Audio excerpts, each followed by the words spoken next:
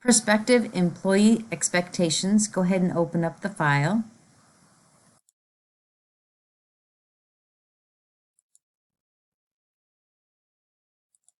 And feel free to design it with your own style. If you want to change the title into word art, you can, or you can just select a different font, make it larger, just so it doesn't go on 2 lines. Change the color and put it in the center. And for the 3 column headings, I'm going to choose heading 1 style. So you don't have to select it, just be on that line.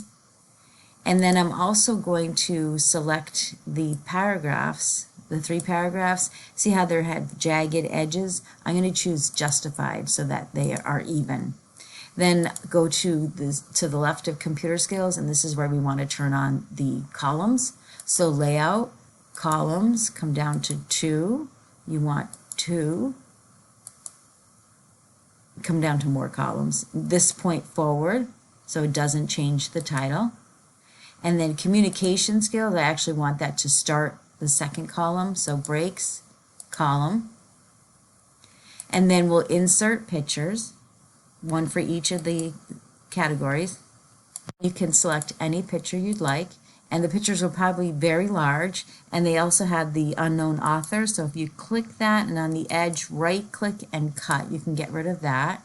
And then for the layout options, go with square, and you probably want to make it a little bit smaller and move it around to whatever you're comfortable with. And then you can also go to picture format and choose a format layout. Maybe make it a little smaller, move it around, whatever you're comfortable with. Add 1 for the accounting skills and 1 for communication skills.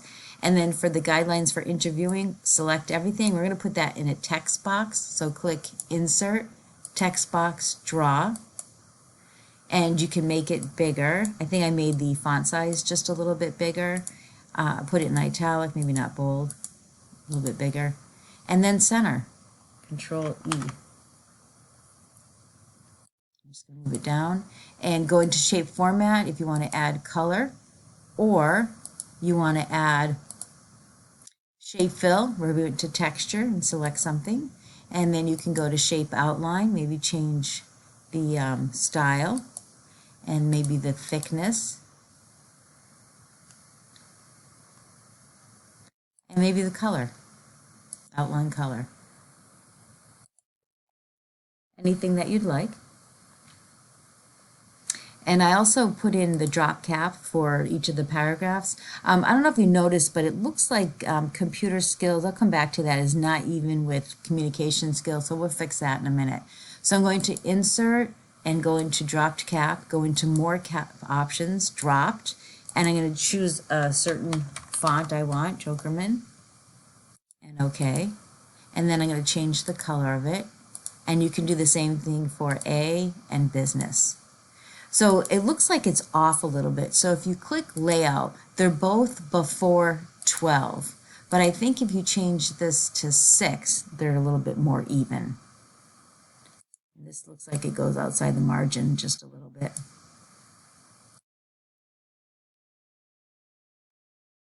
And then you'd have the 2 pictures as well. So if you do Control Home, and I'm going to choose View One Page, I want to center it vertically, and you can also put a border and page color. So if I just go Control Home, so I'm at the beginning, and go to Layout and choose Page Setup, and choose from the layout center, it won't center it because we have multiple sections. So what you have to do is Control A, then go to Setup, and then in Layout choose Center, and OK, and then it centers it. So go ahead and add 2 more pictures and a page color and border. Thank you.